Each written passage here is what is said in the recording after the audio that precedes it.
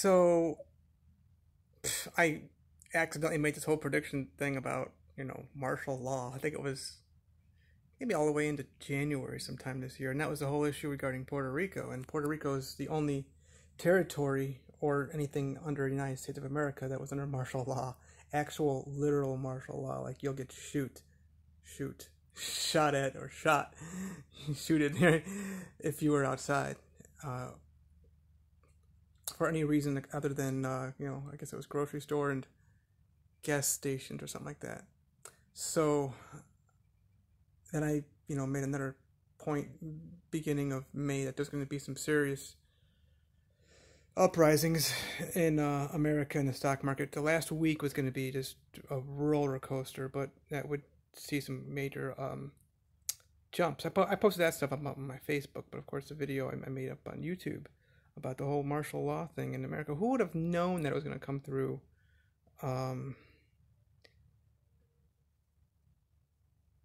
this COVID-19 thing, Nobody even heard of it back then. I mean, not a few people maybe. So what I see right now is today's the 10th of June 2020. And I made a point about, Donald Trump is going to be re-elected, and it's going to be a situation whereby I can see him going into, like, I think it's called exile or something like that. He's going to be just taken away. He's never going to actually, I don't see him ever actually serving, and I don't see the White House even existing anymore. It's going to be just demolished. I mean, I'm getting more specific. Like, for some reason, all of a sudden I started getting these prophecies after I got back from the Caribbean. Maybe there's some kind of spirits out there that are, attaching to me. So I see more restrictions in the United States of America than ever before. Debt well above $30 trillion here in the United States of America. And that's going to cause severe problems. But we're already at war. People don't realize that we've already went into this whole, World War III, and that's through these basically big pharma, okay, getting a hold of people, and it's heavy metals. It's this 5G, which, by the way, that was created in a different country, basically by our enemies. It's radiation all over the place, and I can talk about this because I've experienced it. All right, with the neurological diseases with which I was diagnosed in 1997, and then 2015, the exacerbations that popped up. Okay, so I see that's this strange thing with the president of the United States of America, and it's going to be like accusations of severe fraud. They're already calling about it right now. It's going to be a lot of mail-in stuff, voting. It's going to be really, I mean, this is really just different time in America. So more restrictions. I see more restrictions. Like, you're not going to be able to leave your county without registering or signing in somehow. But all these restrictions that we're having right now, guess what? These are good things for our crime. Okay, I talked about this issue with regard to crime. I mean, I didn't realize it was bad. When I look at the statistics, and I've talked to other people from different countries because I got involved in these traveling networks in the past few years. The crime in America is so severe, and it's because, like, who the hell are you? What are you doing in this county? Like, okay, for example, my mom lives in Apple Valley Lake, which is in Mount Vernon area called Howard, Ohio. The Mount Vernon newspaper picked up on these crimes, and something like 90+% of crimes that happened within the association, Apple Valley Lake, was all through outsiders. Well, if you look even further, you got me, for example. My mother has dealt with the police, well, the sheriff's office, on her own record, just a mess.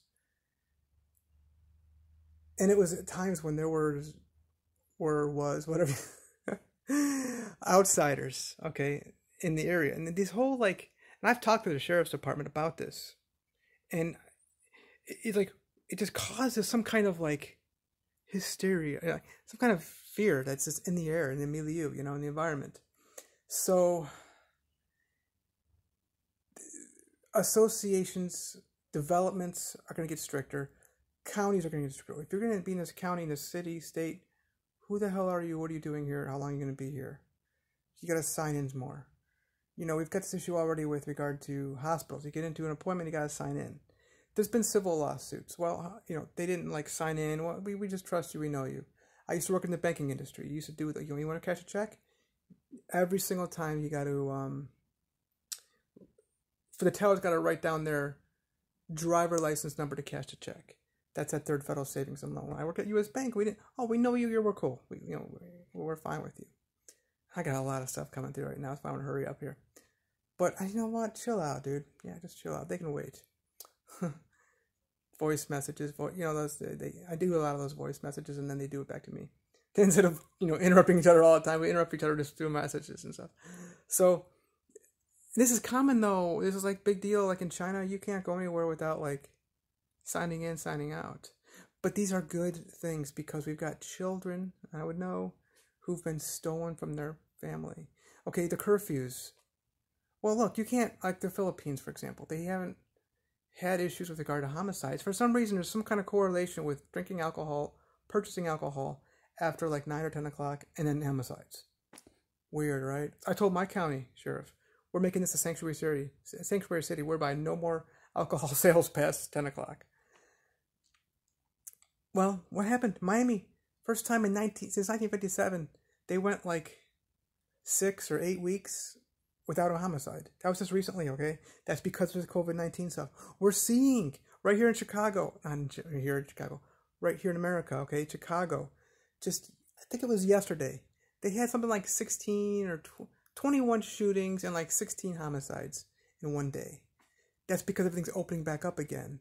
When we close everything down, the homicides were low. It's a good thing homicides were down, okay? But then, of course, the suicides were high because everybody's being under lockdown.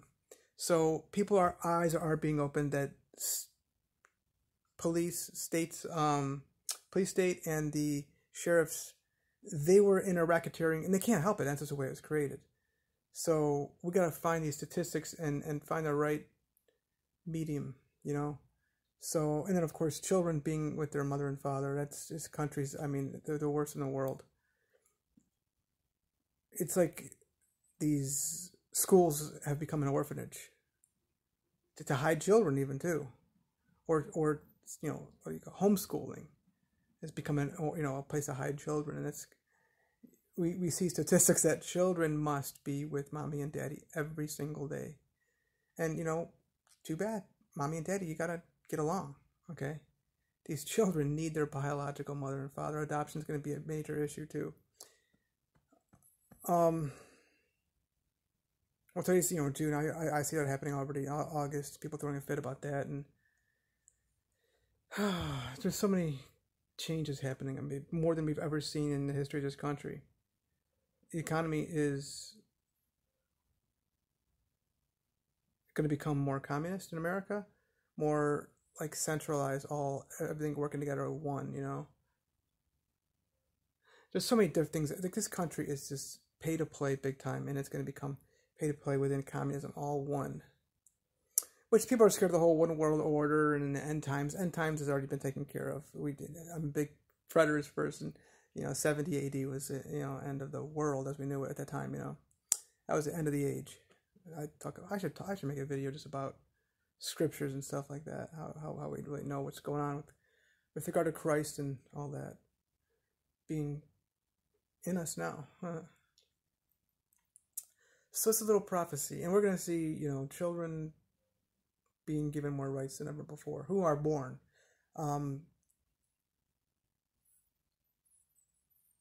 America's issue with regard to the slaughter of defenseless, innocent children,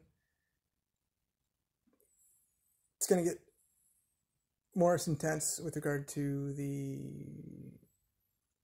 what do you call it? I wouldn't call it, just more protesting, because we're seeing how great this is for the community of supremacy, black.